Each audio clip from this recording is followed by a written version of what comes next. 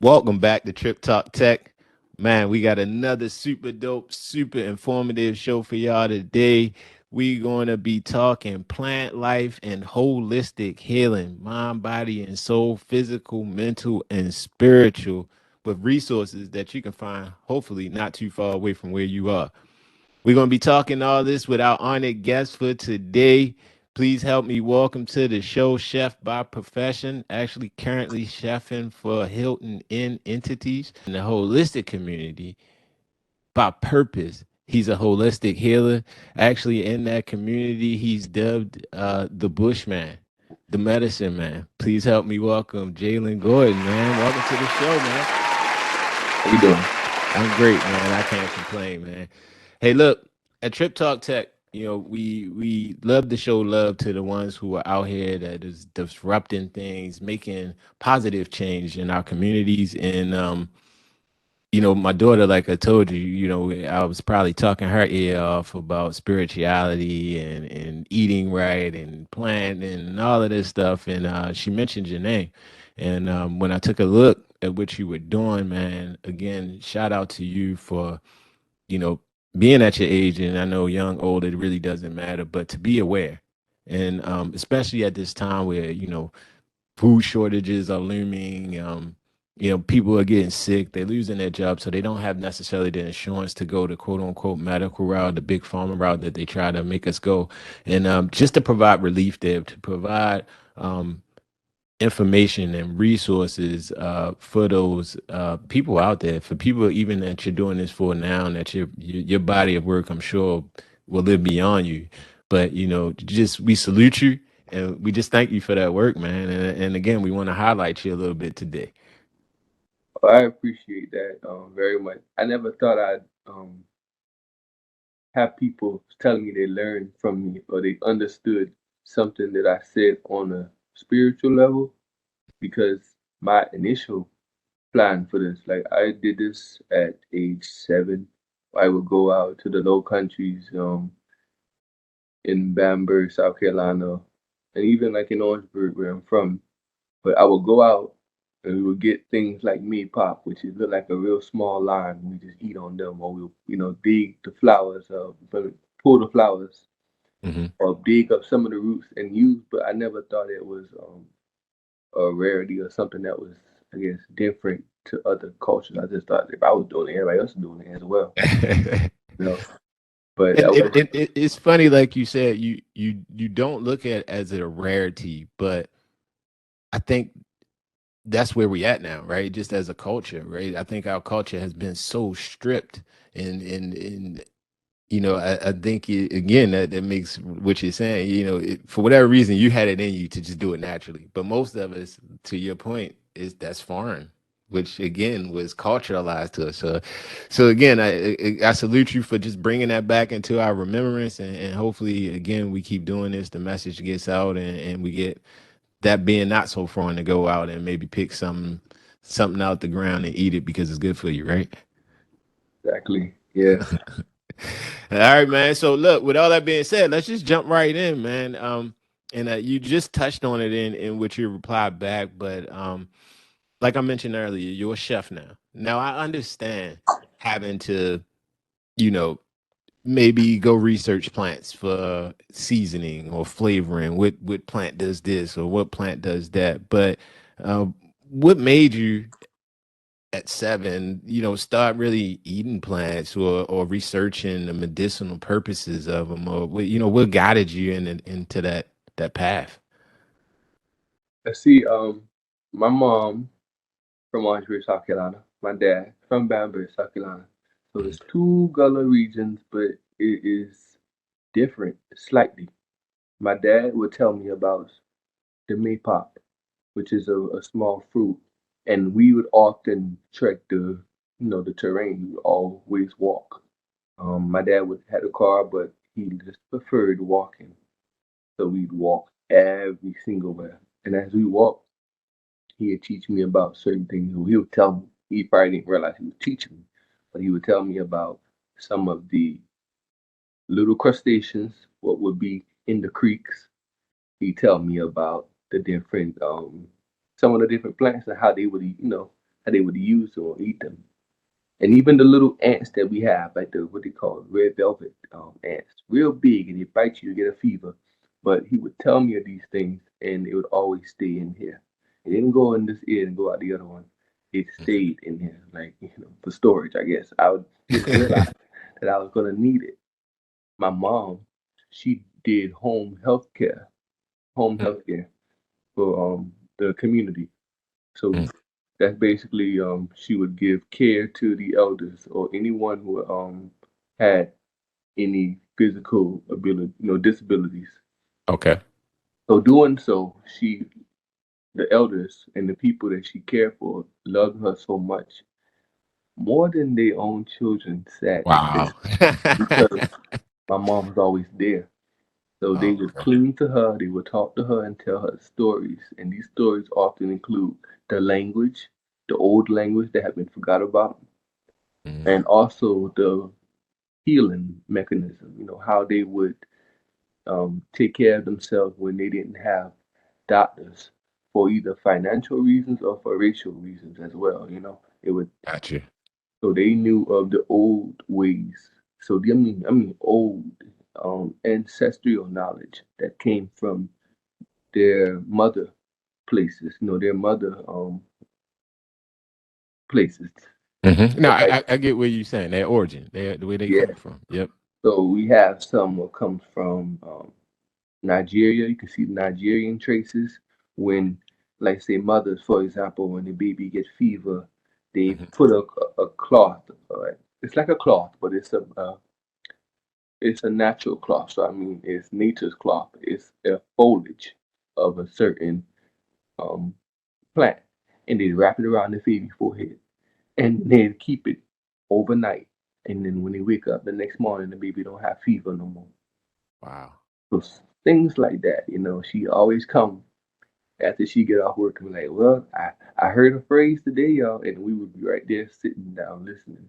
Or she would tell us, hey, I heard something else that the older ones would do. And it always kept in my head. Or either I write down on a little piece of paper. So I have papers on top of papers. You got cheat codes. You got cheat codes at the house, huh? And that was me learning that at a young age. So, and then to go a little more so, after I graduated in 2014 high school, I went to Charlotte, Johnson Wales, and then I got sick after my first year. Mm. I mean, very sick, colon issues, colon. They wanted to, Get your snip. colon out. Yeah, Yeah. yeah, yeah. And I was like, I can't do that. I can't. So me coming home during COVID time, I end up having to walk for certain places because I don't drive and I had issues with like transportation, like Lyft and taxis and stuff. So I ended up walking. I said, shoot, my dad used to walk. Hmm. I used to walk Hmm. right with him. Hmm. So me walking, I used to see some of the plants, and the wind would do a thing with me. If the wind blows, sometimes it would wave a plant down, kind of like trying to get my attention. At Uh-huh. least that's Uh-huh. how I picked That's up. how you interpreted it. Uh-huh. Yes. So most of the time I look at these plants, and these plants are definitely edible, medicinal. It's here for us. We have some plants that can ravage the, the aging process. It'll slow down the ravaging of aging. We have a You're gonna have to put us down with that later, but go ahead and finish explaining because hey, look, we got to get the fans something to go back with. yeah. Now I'll tell them one. There's one called the princess tree, and you can take that tree and you can break the bark in its respective season, of course, Uh-huh. and you can use that to help with delirium. Ones who have dementia, you can take the leaves and boil them, and you can cool it, and you can put that upon the hair. And what it'll do is it'll stop the graying, which to me is not an issue. I like I'm gray. about to say I like my little grades I'm getting in, man. I It's just for some who are self who conscious of that. I get yeah, it. for themselves. But what it'll do is it'll help it grow as well. All So right, I so give them that tree again. Give them that tree again, because I know it's a lot of people that want to stop grades. Let's uh, give them the tree. they call it a princess tree. Princess Tree, she gonna get you right. See, we gonna have some fun today, man. Hey, look, foraging. It's become bigger and bigger, right? Across obviously the U.S. But I know now, like I was saying, with the food shortages looming, and they're trying to give us fear about that. Um, I mean, even like I was saying earlier, I have a friend in Baltimore. He has his own business at Organic Herbs, and they actually do trips where they're giving you more information about how to identify and things like that. And you just said that earlier in your response. Is it any tips that you can give us that, hey, all right, I want to get back to natural. I want to help my family if it is some kind of food shortage. But how do I go outside and recognize, hey, that's not poison or that's good? Because I think also in our education from school, things that we were taught were probably poisonous, probably aren't poisonous, and vice versa. Because I know for me, again, that guy or my guy at Organic Herbs was telling me about those little strawberries, right? Those little teeny prickly looking ones, and I'm like, nah, man, I ain't eating that. That's poisonous. And he's like, what? That's probably the better strawberry. What you're eating in the store is made in poison. So, yeah, it kind of get confusing. So, is it anything? Go back to my question. I got carried away. Is it anything that we can do to identify, like, hey, what plants are edible or medicinal versus, hey, stay away from that? My best advice, at least from my experience Hmm. and understanding, I would say start with one plant first. What? We get so sometimes we get excited and we want to do more than we can chew. But Yeah. and I'm talking about myself. Yeah. Um, my first plant that I started off with was the dandelion. Mm, Well, when I re came, when I rejoined this walk of life, I started that. Now I'm growing up, I would just, I had I don't know if I had the ancestors, my mom and my dad protecting me, or all three combined. you Good had all trio. three. But now that I started back, I started with the dandelion, and Okay. I learned everything I could learn about it. I had a guy at work. His eyes was, and I got left. I went left lane, but I'm gonna go back eventually. No, you But good. We good. We good. Go. he had a burning sensation in his eye. I remember I was about to make some tea for myself, so I just made some of the tea with just dandelion, and I cooled it, and then I applied. I told I gave it to him, and he applied it to his eyes, and his eyes stopped the itchiness Wow. for that moment. So, and he just kept doing it whenever he needed to. But that's one thing I would definitely recommend learning that. And then while you learn that plant, you learn if they have any lookalikes. You ask the question: are there any lookalikes for this plant? Are there any poisonous lookalikes? Because just because it's a lookalike don't mean that it's poisonous. Gotcha. That Okay. just could be its cousin. So, for example, you have common dandelion. You have the off the autumn hawkbit, the rough hawkbit. You have the cat's ear, and they all look similar. What can be different is the size of the leaves, the size of the flowers. You even have the false um hawkbit. So those are ones what they look alike, but they're all edible. So if you eat them, it's okay. You know, I you got it. you ain't about to be taken out. You ain't going home to glory. But Then go on to glory. that's one thing I would definitely say. Look for those. Now, like for example, I'll tell you one where you have to watch for Okay. red raspberry leaf.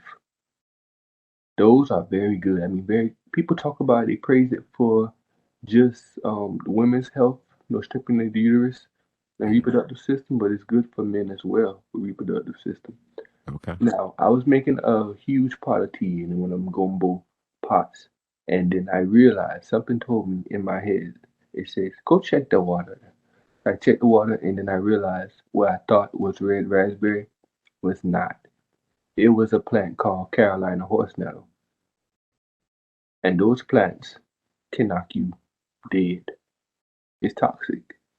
So I had to pull it out of the water that was already heating up with my hands because I didn't want to get rid of my tea. Tea like that is liquid gold to me because of the important herbs that are good in its effectiveness, its potency. So I heard him pull it out. Right, I turned it on. I sat down. I said, "Hold on, get up," and that's when I pulled it out. Wow.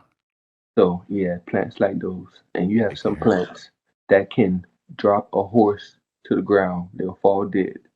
Horses are much, larger Yeah. animal. So if they do it to a horse, I can only Yeah. imagine They'll to take us out in the sniff, huh? a 156 pounds. Right? Wet. Cool. So I'm looking for these plants, and like you said, back in the day, you guys used to trudge up and down, walk back and forth and kind of scour. Um, I go outside. I want to start looking. Where do I look? Do I just look right in front of my house, my apartment building, on the side of the street, empty parking lots, the park? Where the best places to go? Glad you said that as well. That's an important thing. If you have a house and you've lived in that house for more than 2 years, and you know what's been sprayed or what has not been sprayed in the areas, then I say it's okay. But if you're in an apartment and you just move, apartments they constantly spray chemicals and Yeah, stuff. So I wouldn't do that. I gotcha. recently got on one of my, um, I guess the maintenance people because they were spraying a chemical called Roundup. That's the cancerous one, right? Tell me about it. And they spray it on the dandelion leaf. I look at him. I said, "What the?" I said, "What is wrong with you?" Because the Now, dandelion leaf. go ahead. Not to cut you off real quick, because I know I think you're going at with this. And my again, organic herbs. Shout out to them. They were saying the same thing. Like even maybe it's even calculated from the city workers. Like you have them picking some of the plants and leaves and putting them in bags and bins, but then the other ones, to your point, they're just trashing. The dandelions and things like that with insecticides.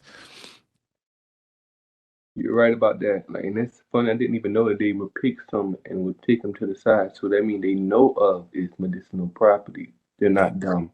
They just play dumb. Now, the dandelion can take away 98% of the cancer cells. So I don't know why would people put spray chemicals would give you cancer on a plant that prevents it, takes it away. takes it away.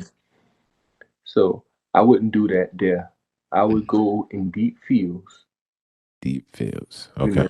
uncontacted fields for the most, and I would go there. Got you. I like to Got you. go in the deep parts where the deers dwell. Now, when you go in that deep, right? Do we have to worry about and obviously you'll wash things off and things like that, but do you have to worry about like pet? I mean, not pets, but animals. Whether it's urine or feces or things like that on the plants, or pretty much they respect it too. It's just one circle of life. It do depends. It do. I've learned that like some of the berries I can just eat Mhm. straight off the vine, and I do.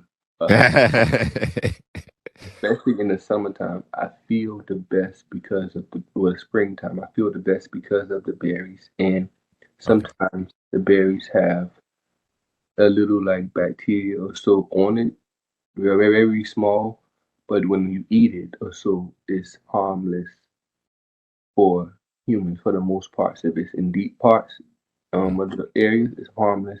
If anything, it's probiotic and prebiotic for you. Gotcha. Okay. So that's that good bacteria. Even That good stomach bacteria, right? that's what I'm talking about. And if you will look, like sometime when I'm having like roots, and Mhm. I'll scrub and I'll clean, but if I see like little small dirt particles, I'll allow it. Especially if it's like clay and stuff like that, I'll allow it because in the olden times, our culture would leave some of that for good bacteria. You know, Okay. that's how Okay. you have a build your immune system. To fight against other infections. Yes. Okay. That But when makes you have sense. things such as feces and everything growing, you have to wash that. Gotcha. Gotcha. All right. Now I read an article, or might have been listening to something somewhere, and correct me if I'm wrong, but I think your son even got kind of real sick with a bad fever that it was hard to break at the hospital or whatever. Um, and you've, I guess, found a cure for that. Again, what is it? One of those things, you're listening to the doctor what they're saying, and then you go back to your resources and figure it out. Yes, so I know there are a lot of people, a lot of medicine people who can sometimes be extremists Hmm. in the light where they won't allow themselves nor their children or family to get seen by doctors. Now, I understand their reason, but I like to look at it like this. Here is the opportunity to test my faith, but not only my faith, but just my knowledge that was stored Hmm. by God. So everything that I do, Hmm. I want it to be ran through test form. I can't do that because I don't have the machine. So when Hmm. I go there and I let them test my blood and test my heart and everything, it allows me to know That's your just confirmation. how, yes, just how my herbs are working. If they're working for me, or they're doing it sharp, where I'm strong at, where I'm a little weaker at and need to uptake on. So yes. And then there could be things where I don't know because I don't have these machines. So Hmm. when we found out our son had bacteria in the blood, what I did was I left, I went home, I Hmm. hiked the fields. I went up the hills and I got these wild oregano and I mixed them with the dead nettle and the pepper, yeah, the purple dead nettle and then the henbit. Then I added like sea moss and elderberry. Hmm. These gentle blood cleanser herbs that would clean his blood and it would stop bacteria. So it means antiviral, antifungal, antiseptic. The same herb that I would make soap out of. Hmm. I use it for him. And we allow it to boil and then I took some with me and whenever it was time for his feeding and stuff, we would give it to him through his bottle. 2 ounces to 3 ounces at a time Hmm. per whatever milk we gave him. And when I tell you it stopped the next day, matter of fact his fever went down that same day it was going down. What? I know. What was the doctor's reaction? Because again, I know when you sitting there like, hey, let me put this in the bottle, and they like, yeah, yeah, yeah, do what you want, but he's got something better. Like, what was their reaction to you, and then the change after everything worked? I wouldn't tell them nothing when they asked me like about like do we give him anything and such. I wouldn't tell them nothing because I knew if I did, they would have tried to paint me in the worst image. Gotcha. Especially when they found out that we didn't give him any vaccines when he was born.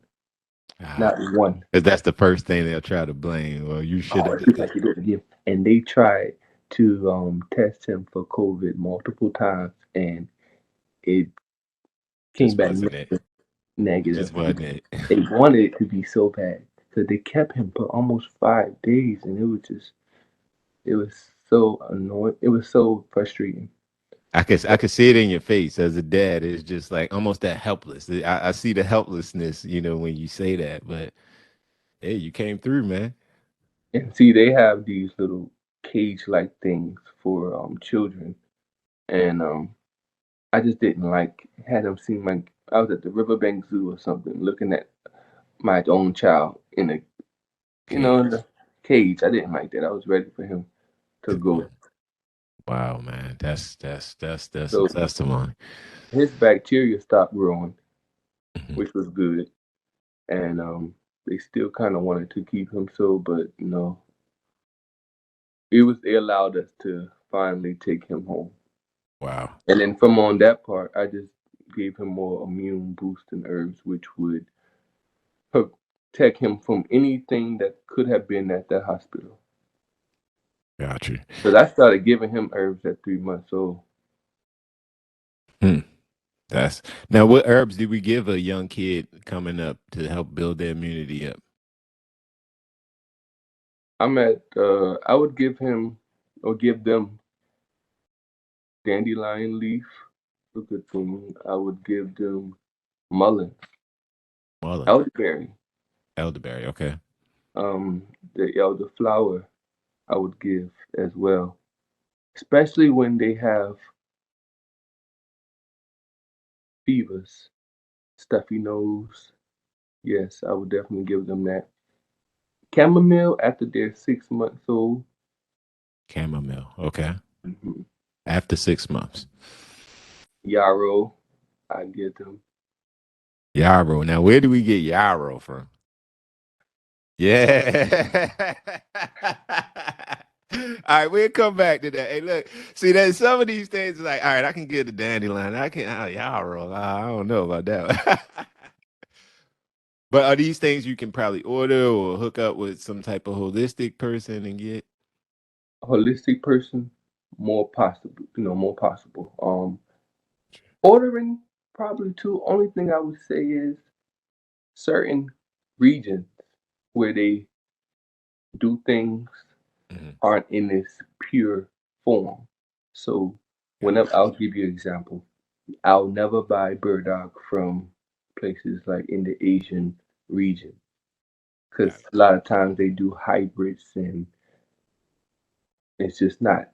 When you have to use You're that, not going to get the composition, the medical composition, or the chemical composition that you need, the purity that you need if you don't pick the right place. I get what you're saying. I exactly. think cool, man. So what you said, what you know, hey, pick a plant, start there, grow your information, your knowledge base. I'm definitely down with that. We're a technology show by nature. So is it any places outside of Google? I mean, obviously we can probably search there, but is it any places you recommend that, or a certain plant app, hey, I take a picture, it gives me, hey, this is this. Is it any shortcuts to this research, or is it better places for us to research, or just kind of be open to all information? The, there are, I believe, plant apps, but sometimes, being that it's a robot, it don't always give you the accurate information. That right there in its own can be toxic and dangerous. Understood. I Misinformation. yes, there's a lot of times I have to take a picture of something 3 times, or if not, just look at it in a different growing stages because it may look when you get it, especially when the sap starts to grow up. That's old timey for when the shoots come up Hmm. and you see it in its first form. You might the app might tell you it's something else, but Hmm. as it blossom and grow, get bigger And now the app can identify correctly. as such. And if you was to think that it was that and come back later with that same mind frame that it is that, Hmm. or if it is what you first thought it was, and you use it, it could be harmful. Well, just the example you gave with what you were cooking, right? You thought it was one thing and then it wasn't. And it's like, oh, snap. So I get it. I get it. So I appreciate that. Mental health and wellness, that's a huge topic for us here at Trip Talk Tech. And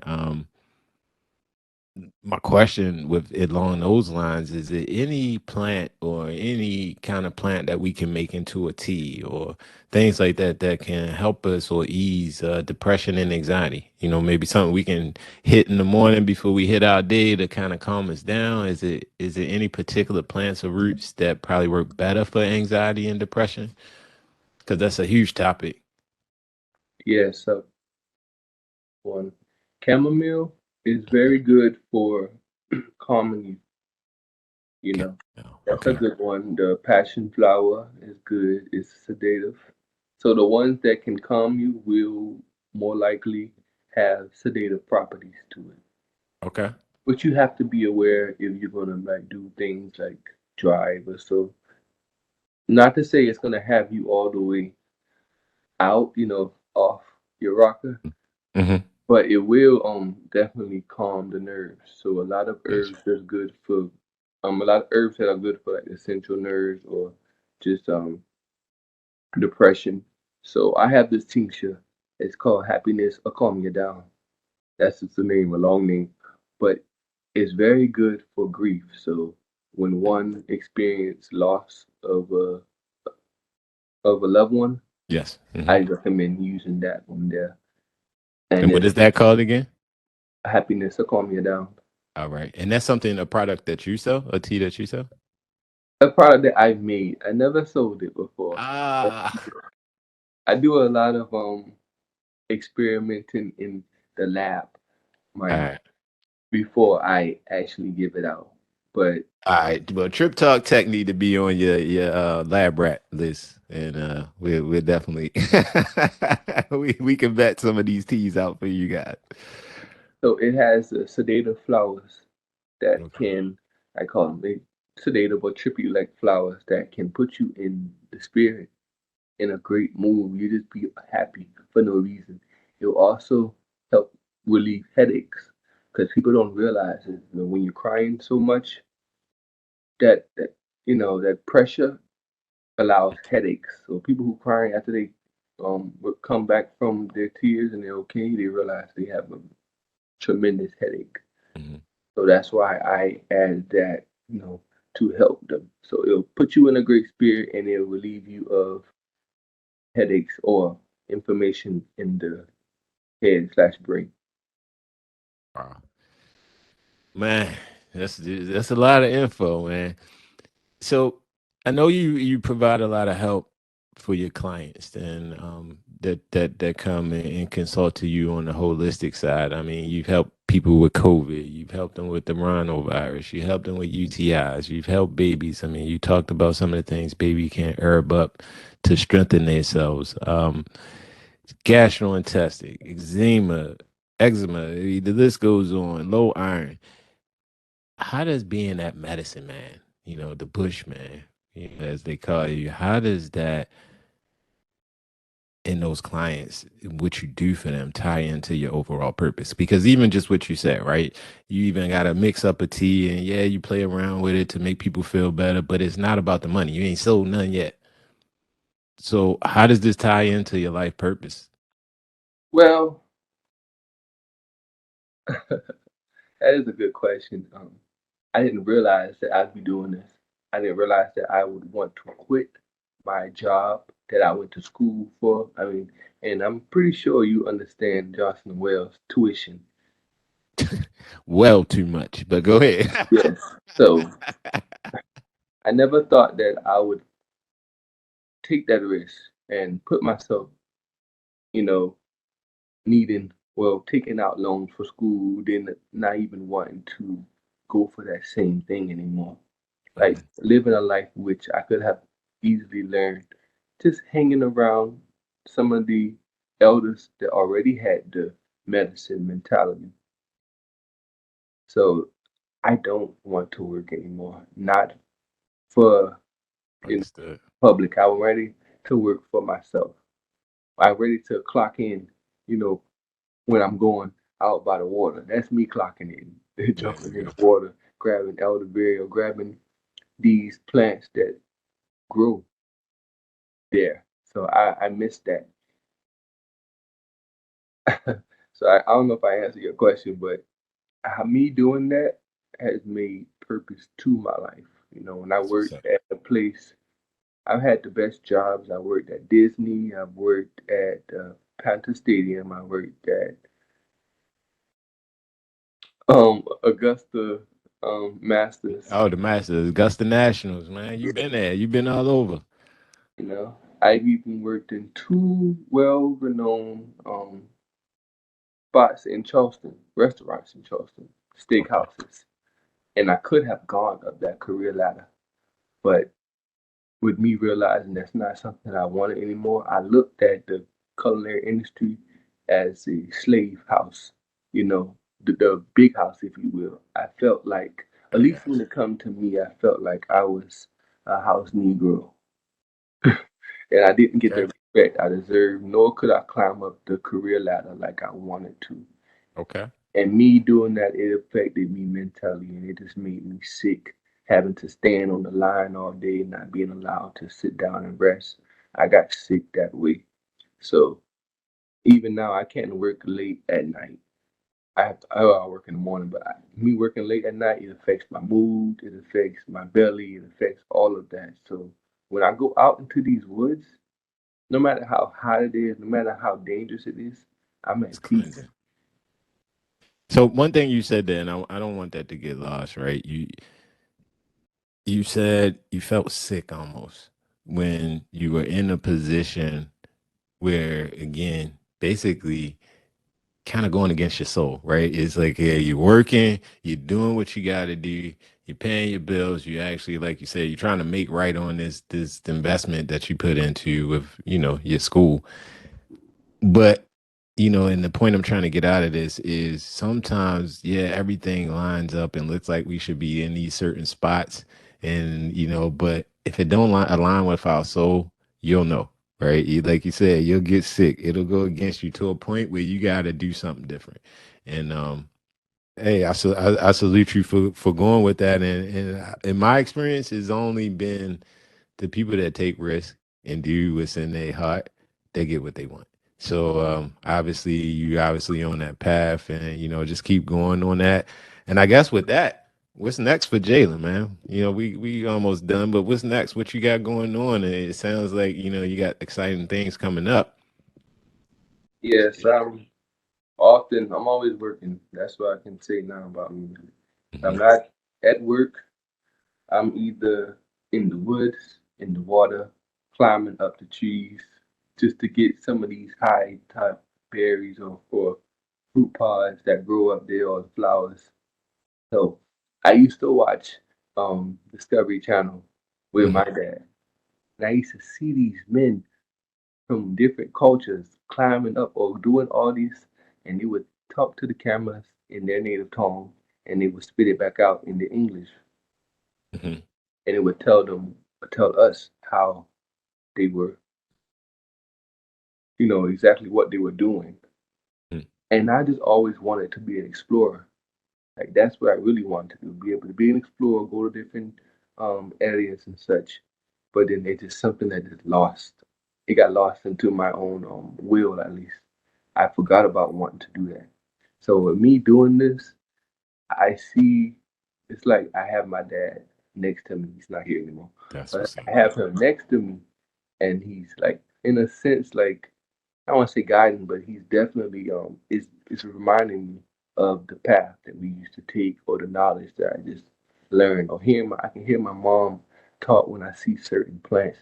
I can hear her say, "Oh yeah, that's for this," and the older ones will tell us this, and then it's automatically, instantly back into my head. It just brings me a nice peace.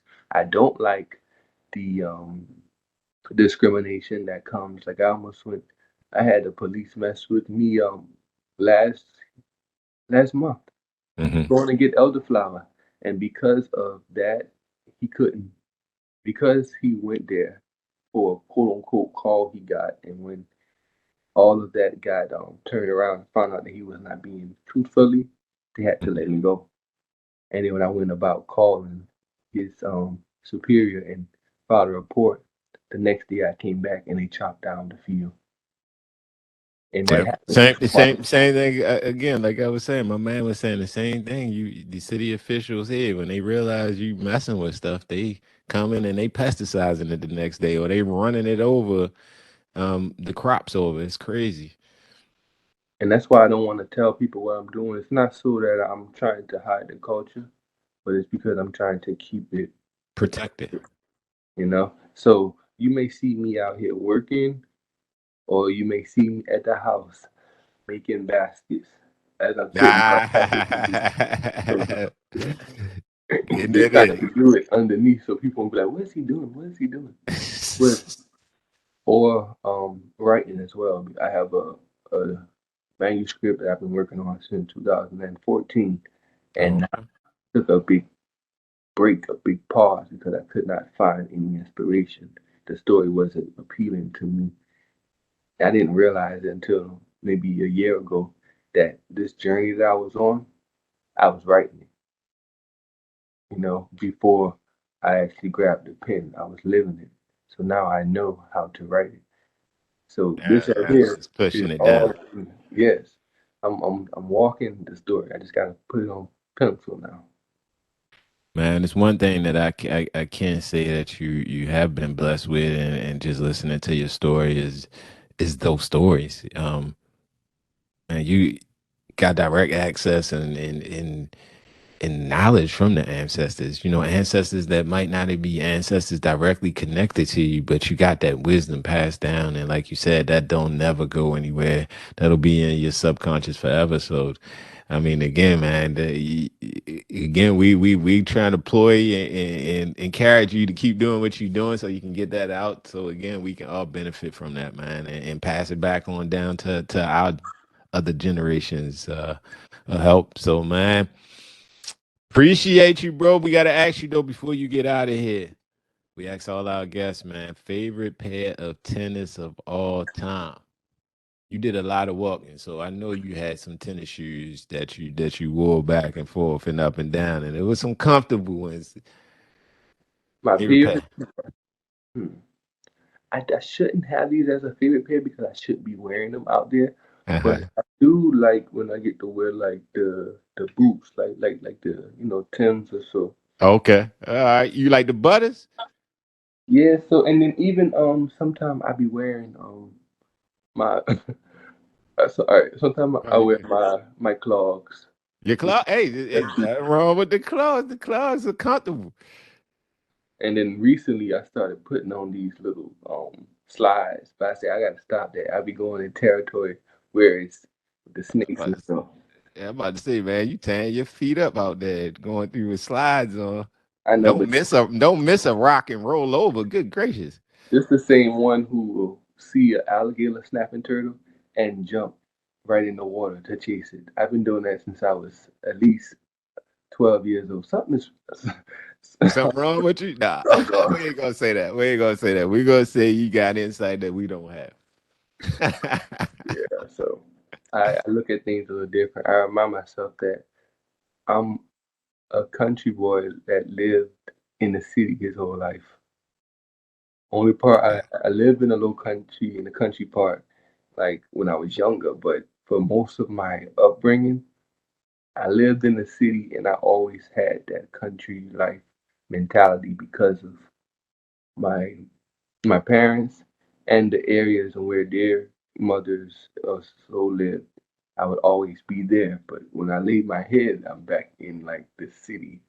So I have to remember that. See, for me, it's the reverse, right? So we city life trying to figure out this country life so we can eat right and don't get be, stuck to what the city life brings. So, we had creeks in parks. So, we played in the creeks, but we didn't really have much around where we played, or again, was aware enough to play around it. And that's what we're trying to get out there for the ones that are in the city or wherever you are. Um, that again, this stuff is right in front of you, but just got to take some advantage of it. And again, know what you're looking at and know what you're doing. So that's the whole education effort behind this. We don't want people to feel like, hey, there's no food on the shelves. I'm going to die tomorrow, or this ain't happening. I got to take something. Go ahead, sir. I just wanted to basically touch points on that idea of it being food shortages does not exist. Exactly. I see food all the time here. We have these little red olives that grow Hmm. and real small, small. I love to just pick them and eat them. They grow right in the deer ranges where I mean, fruits that you have never heard of, mushrooms that you probably have never seen. And Hmm. I see a mushroom can be a little tricky, but I like to pick them as well. I pick the chanterelle mushrooms, the pink tooth, the the morel or the morel mushrooms. Hmm. I love those, but a lot of times they'll tell you some of these mushrooms or some of these herbs and stuff are poisonous when you go about looking at them. You really have to ask the elders. They'll tell you if they have knowledge of it. But I just say that to say that there is a endless amount of food that is either way tucked down low in the ground or high up on the trees, Hmm. but they're there and it's readily available because the deers they know of it, the rabbits they know of it.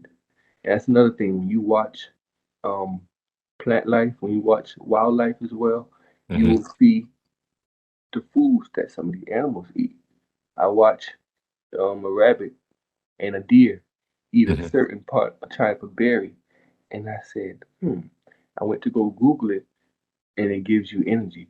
I said, that's why they be running so fast. I can't catch them. Now you putting it together. That's dope. That's Yeah, dope, man. So, like you said, we got to start taking one flower at a time. Take it one at a time. Once we learn one, we go to the next, and hopefully we get our library up. At Trip Talk Tech, we're gonna definitely try to supply maybe a site, a central point for that in the near future. We'll hopefully once we do the research, we can just put the research out there. Maybe we could be one of those one-stop shops one day. But Jalen, man, I appreciate your time today, man. I thank you for your insight. Your insight sounds like that cancel came all the way from the ancestors. So I appreciate it, and just thank you for your time, brother. no problem. No problem. I'm glad to be here too. Great Yeah, vibes, great conversation. definitely, definitely, man. So until next time, it's Trip Talk Tech, y'all.